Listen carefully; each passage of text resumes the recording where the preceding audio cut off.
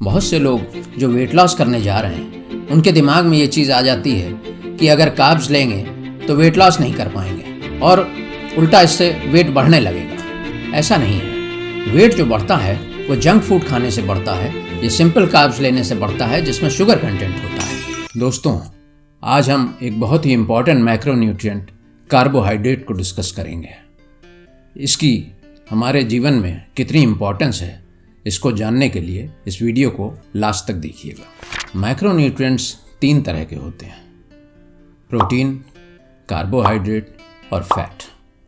जिसमें प्रोटीन को इतनी इम्पॉर्टेंस दी जाती है, ऐसा लगता है कि सिर्फ प्रोटीन से ही बॉडी बन जाएगी, लेकिन ऐसा है नहीं। जितनी इम्पॉर्टेंस बॉडी बिल्डिंग में प्रोटीन की है, उतनी ही इम्पॉर्टेंस गुड फैट की भी है और कार्बोहाइड्रेट की भी है। कार्बोहाइड्रेट आप इसलिए ज़रूरी है आपके लिए लेना क्योंकि उसी से आपको एनर्जी मिलती है जिससे आप एक्सरसाइज करते हैं। कार्बोहाइड्रेट और प्रोटीन दोनों का रोल अलग अलग है, लेकिन दोनों ही नितांत आवश्यक है और उनको एक सर्टेन परसेंटेज में सबको लेना ज़रूरी है। कुछ लोग ऐसा सोचते हैं कि प्रोटीन ही हम खाते रहें और हमारी मसल बिल्डिंग हो जाएगी। ऐसा नहीं होता है। कार्बोहाइड्रेट आप जब खाना खाते हैं तो ब्लड के थ्रू ग्लूकोज के रूप में आपकी मसल्स में जाके डिपॉजिट होता है, जिसको हम ग्लाइकोजन कहते हैं। प्रोटीन ब्रेक डाउन होता है अमीनो एसिड्स में और कार्बोहाइड्रेट ब्रेक डाउन होता है ग्लूकोज में। कार्बोहाइड्रेट ग्लाइकोजन के रूप में जब आपकी मसल में स्टोर होता है, वही आपको एनर्जी देता है जिसकी वजह से आप वर्कआउट कर पाते हैं। अगर आप कार्बोहाइड्रेट में डेफिशिएंट होंगे तो आप कभी भी ऑप्टिमल लेवल पे वेट नहीं उठा पाएंगे, और अगर आप ऑप्टिमल लेवल पे वेट नहीं उठा पाएंगे तो आपकी कभी भी लीन मसल मास की ग्रोथ नहीं होगी। बहुत से लोग बहुत दिनों तक एक्सरसाइज करते रहते हैं और उनका ना वेट गेन होता है ना मसल मास गेन होता है। बस वो सिर्फ वर्कआउट कर रहे हैं और परेशान होते हैं कि हमारी मसल बिल्डिंग क्यों नहीं हो रही है। उसकी वजह सिर्फ यही है कि वो कार्ब्स के ऊपर ध्यान ही नहीं देते हैं। सिर्फ प्रोटीन खाने से कभी भी मसल नहीं बनेगी। आपको इसका एक रेशियो जानना ज़रूरी है। जनरली एक ये गाइडलाइन है इसकी कि 40% कार्बोहाइड्रेट, 30% प्रोटीन और 30% गुड फैट लेना चाहिए। इसी हिसाब से आपकी डाइट डिज़ाइन होनी चाहिए। लेकिन अलग अलग शरीर अलग अलग रिक्वायरमेंट मांगता है, तो डाइटिशियन आपका इसमें वेरी भी कर सकता है। कार्बोहाइड्रेट का रेशियो 40% होता है, लेकिन इसको 60-65% तक भी किया जा सकता है according to your body. Carbohydrate आपको बॉडी वेट के हिसाब से अगर देखा जाए तो जनरली 5 ग्राम्स पर केजी के हिसाब से लेना चाहिए, लेकिन जब मसल मास ज़्यादा होता है तो वो लोग 8 to 10 ग्राम्स भी लेते हैं पर केजी ऑफ बॉडी वेट। अगर 5 ग्राम्स ही ले लिया जाए तो मान लीजिए आपका 70 केजी वज़न है तो 350 ग्राम ज़रूरी है आपको कि आप अपनी डाइट में कार्ब्स लें पर डे।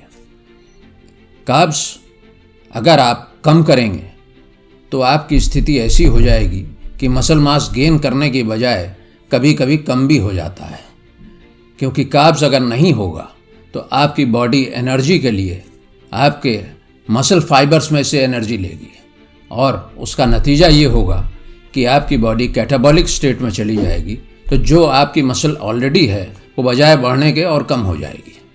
इसलिए अगर आपको ग्रो करना है, मसल मास बढ़ाना है, तो ये आवश्यक है कि आप कार्ब्स को ध्यान दें और जितना प्रोटीन को महत्व देते हैं उतना ही कार्ब्स पे भी ध्यान दें और उसका रेशियो अकॉर्डिंगली अपनी डाइट में एडजस्ट करें। अदरवाइज़ आपको कभी भी प्रोग्रेसिव ओवरलोडिंग नहीं कर पाएंगे। प्रोग्रेसिव ओवरलोडिंग किए बगैर आपको बॉडी बिल्डिंग में कभी भी सक्सेस नहीं मिलेगी। आप उसी वेट को लगातार 2 महीने 3 महीने तक उठाते रहेंगे तो आपकी कभी भी मसल ग्रोथ नहीं होगी। प्रोग्रेसिव ओवरलोडिंग करने के लिए ज़रूरी है कि आपके शरीर में कार्ब्स की भी मात्रा जाए और फिर प्रोटीन का भी उसी हिसाब से रेशियो सही हो। न्यूट्रिशन बहुत आवश्यक है, बगैर सही न्यूट्रिशन के आप बॉडी बिल्डिंग कभी नहीं कर सकते हैं। अब हम आते हैं कि कार्ब्स कौन से लेने चाहिए। कार्ब्स दो तरीके के होते हैं, कॉम्प्लेक्स कार्ब और सिंपल कार्ब। सिंपल कार्ब्स वो कार्ब्स हैं जिनके अंदर शुगर होती है, जैसे पास्ता, पेस्ट्री, केक्स वगैरह, इनको आपको अवॉइड करना चाहिए।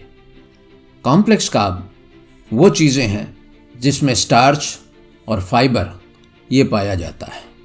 तो आपके छिलके वाले जितने फल हैं, होल ग्रेन्स हैं, या सबसे आसान सोर्स है पोटैटो या बनाना, इन सब चीज़ों को आपको लेना ज़रूरी है। इनसे आपको फाइबर या स्टार्च या दोनों आपकी डाइट में मिलता है और वो आपकी मसल बिल्डिंग में आगे चल के हेल्प करता है। बॉडी बिल्डर्स को बिफोर वर्कआउट, कम से कम वर्कआउट के 1-1.5 घंटा पहले कार्ब्स लेना बहुत ज़रूरी है। मान लीजिए आप बनाना या डेट्स ले लेते हैं तो भी आपका काम हो जाएगा।